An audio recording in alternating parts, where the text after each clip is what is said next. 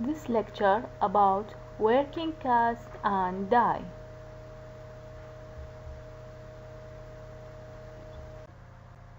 The working cast or master cast can be defined as the replica of the prepared tooth or teeth, ridge area, and other parts of the dental arch. And this working cast is obtained from the final impression, and we need it to make a wax pattern on it.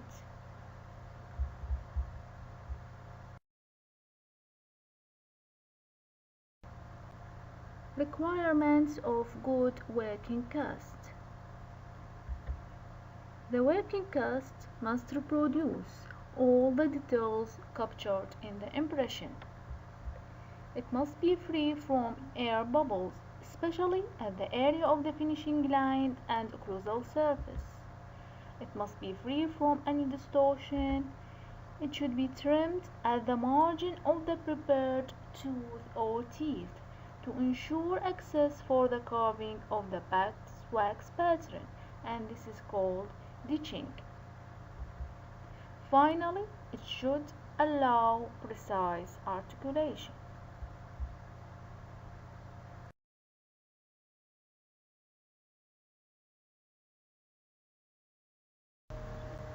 As I mentioned before, that the master cast is the reproduction of the prepared tooth and the remaining dental arch. But the positive reproduction for the single prepared tooth only, it's called a die.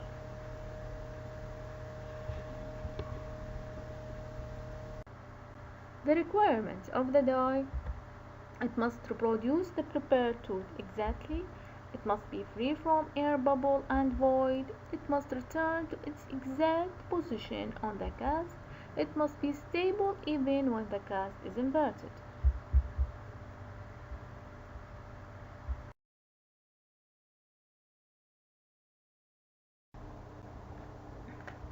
The material used for die construction.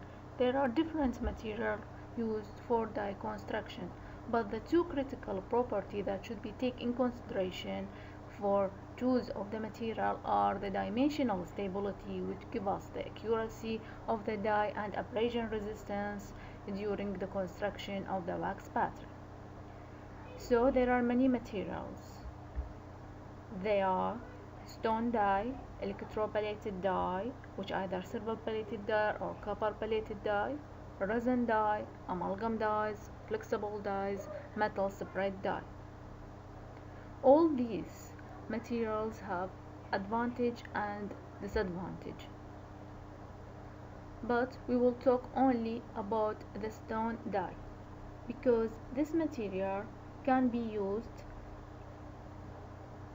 almost because it's easy to use and it is inexpensive and produce consistent results for us.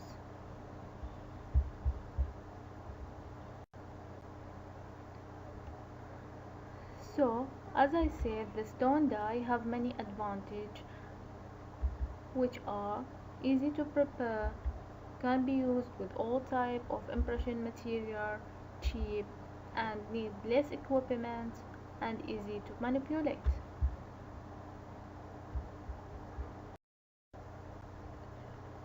Now we will talk about the systems of die construction.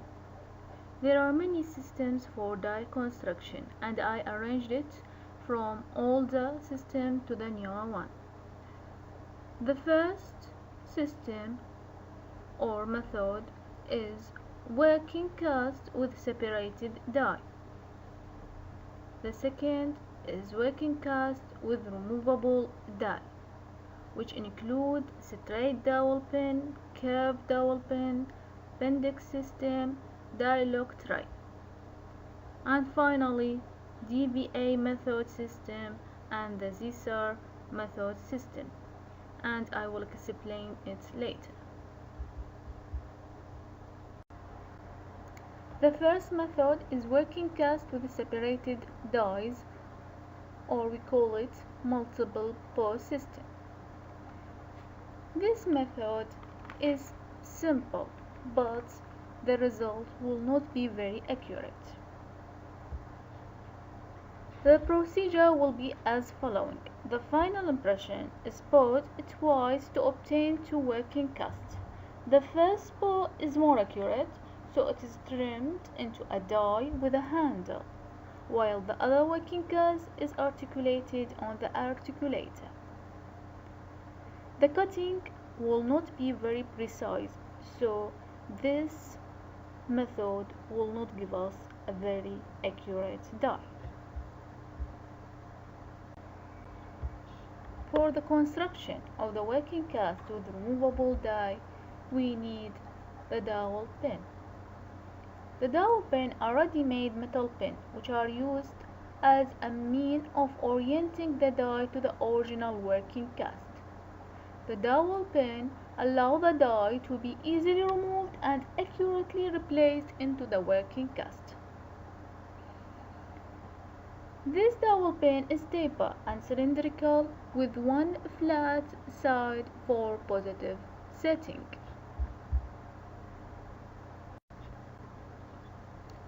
The dowel pin technique.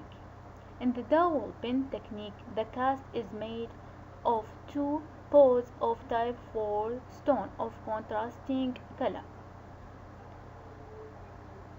The first pour forming the tooth only, while the second pour forming the base of the cast, and there is a separating medium between the two pour. And the location and orientation of the dowel are very critical, because improperly placed dowel pin, the result will not allow the die of the prepared teeth to be withdrawn from the cast. While the method of working cast with removable die, the final impression is poured for one time only to construct a working cast that involves removable die. Even this method is more complicated than the first method, but the result will be better. Dowel pin technique. In this technique, we first dry the impression, surround it with pink plate wax. Then a dowel pin is used for each prepared tooth.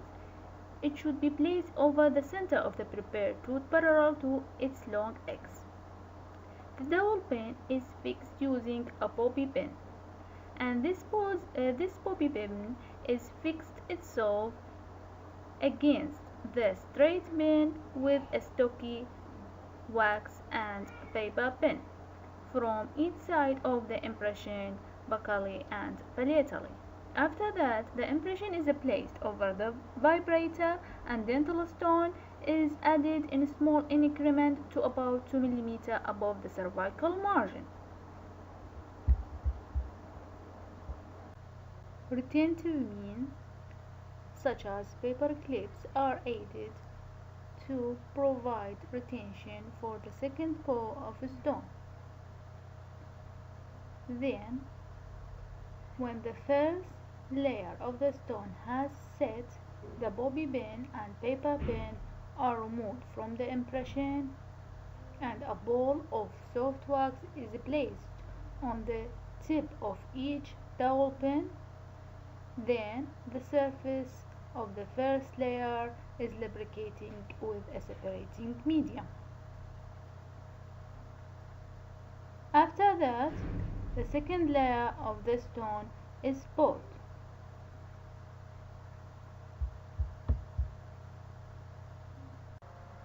After complete setting of the second layer of the stone, the cast is removed from the impression. Then a saw is used to section the proximal sides of each prepared tooth buccal lingually to obtain the die. The cutting should be through the first layer only, and the cutting should be diverged toward the occlusal surface to facilitate the removal of the die. Finally, the end of the dowel pin is tapped gently with a hand instrument to loosen the die, so the die can be removed and repositioned to the working cast easily.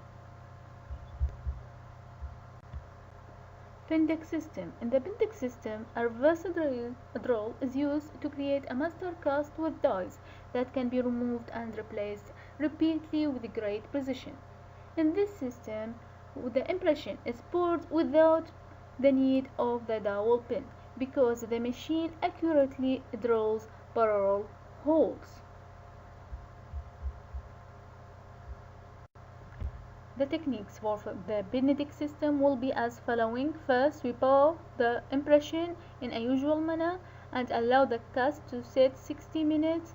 After that, we remove it from the impression and trim the excess so that the side and the base of the cast should be perfectly flat on the tabletop.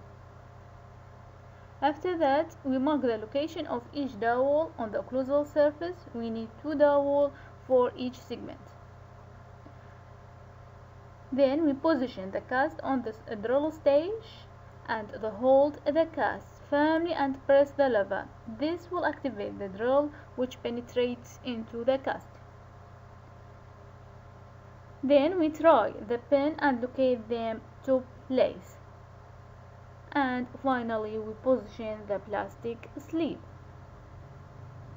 and cut the die with a saw as the manner I previously mentioned.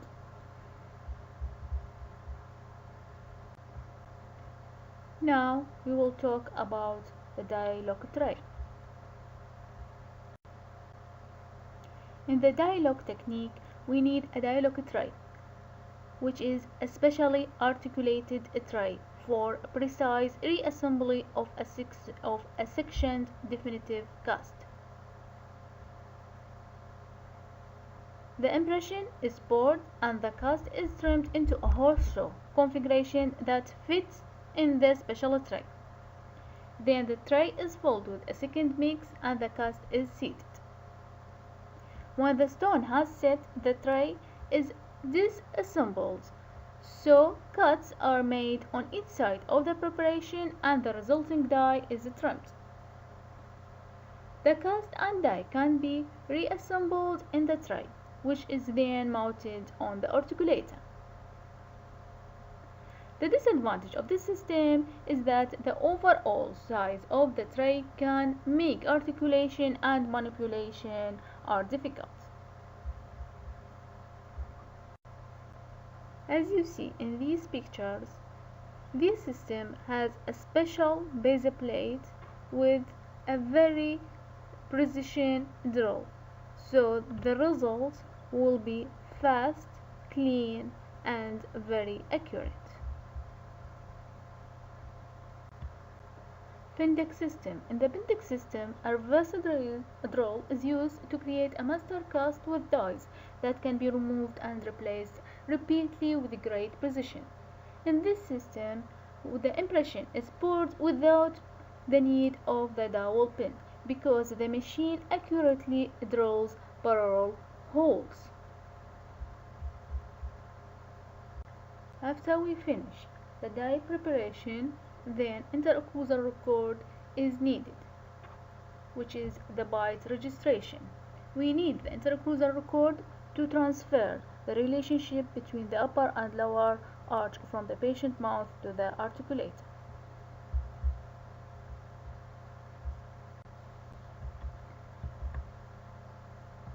Proper interocclusal record is important to orient the dies of the same arch to the opposing arch. When enough teeth are present in both dental arch, we can transfer the relation by hand articulation of the cast, then we mount them on the articulator.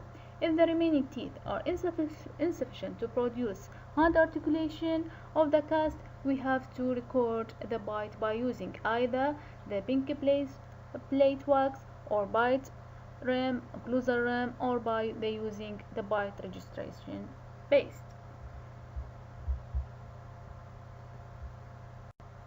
The biterim should be used in the following cases: free end saddle area, when we need to restore the anterior teeth, and when we don't have enough teeth to obtain the centric relation. In this picture, we use a bite registration paste to record the interocclusal relationship. but we should remember that we should have enough number of teeth or sufficient teeth to record the byte registration.